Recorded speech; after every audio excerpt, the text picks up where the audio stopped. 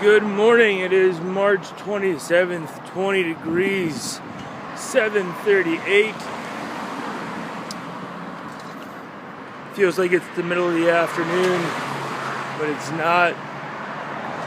Okay, so I made a new list of things to talk about, and a lot of them are kind of comparing and talking about being an expat. So today I want to talk about why I'm not living in America. And tomorrow we'll talk about more things of that nature. So, why I don't live in America. Pretty simple, pretty economic. So, when it comes down to just straight money and the quality of life and consumer power of your money. Yeah, quality of life here is pretty low, but quality of life in Thailand was very high. So you're not always going to have that. But buying power, Thailand's pretty good. Buying power here is pretty good. Now some of my colleagues that live in America, they're doing well.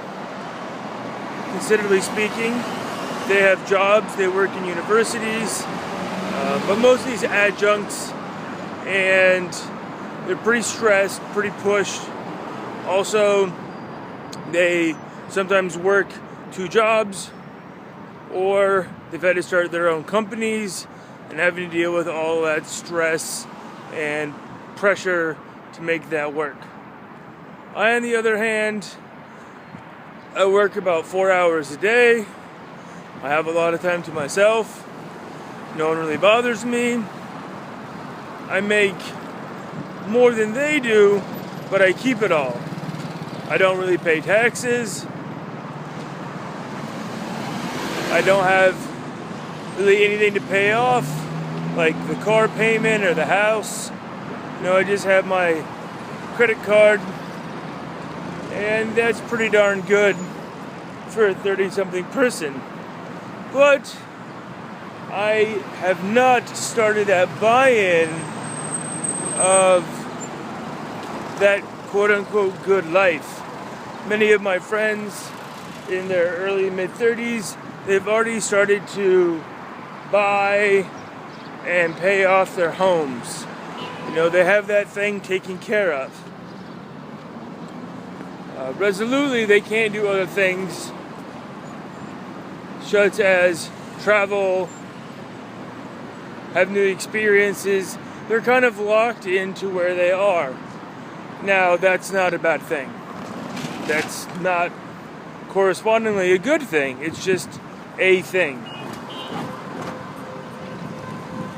That's crazy. I made up my mind a long time ago that I wanted to live and work overseas and make this constant growth or stretching of my mind part of my life. And I was about, I want to say 21 years old. My sister was graduating from West Point. Or was my brother? I can't remember. It was my sister. And I went to this big dinner, and there was this woman at the table with me. She was maybe 40 or 50, and we got to talking, and she was a DODS teacher, that's Department of Defense, and she taught at schools and military bases. And she made it sound really awesome. Now, I began kind of in that same vein, thinking about wanting to be a DODS teacher, but really wanting just to live overseas. Experience these new, wonderful, not always great smelling things. So that kind of put me on that track. But I really do not enjoy working with children. Ha ha ha. Some of my students act like they're 5. And so that's really why I didn't become a DODS teacher, is because of the kids. Also, the schooling that I have does not correspond with that certification degree. I have thought about going back and getting a teaching certificate, but has never really sparked my fancy. So that's kind of how I got here, through that thought process, meeting that woman, hearing her stories, saying, hey, that's pretty good. Also, the idea of moving back, of starting that buy-in with, we'll say, a smallish amount of money does not sound appetizing. Also, my wife has no desire to move to America. She, like I, enjoys visiting, but getting in there, renting, buying a home, picking out a car, starting on that multi-decade process of living a life, just sounds like a hassle. It sounds like a big trap. It sounds like you're tying weights onto my legs. And again, for the people, like many, that live in America, this is what we are taught. This is the process of living a life. You do these things, you go through these steps, and very rarely is there any other process or step shown. And that's fine. You know, I have thoughts about, man, I really just want to be in one place. I really just want to settle down, so to speak. And that's true.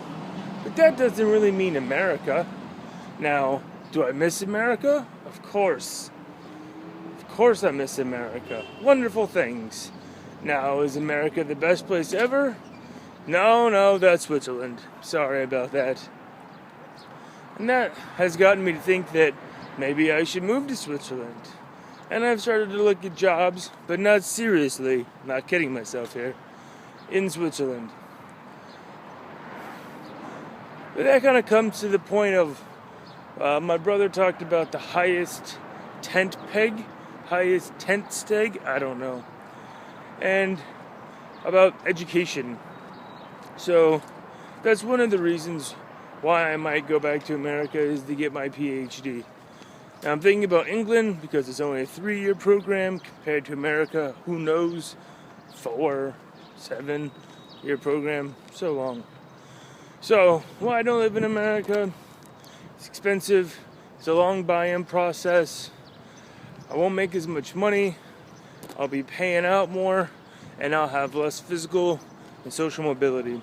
I think that wraps it up. Not that anything's wrong with America, it's a nice place, but for people without PhDs, people without very wealthy home life to begin with, it's a really hard sell. And speaking of that, it's time to go teach some modal verbs. I must go to work.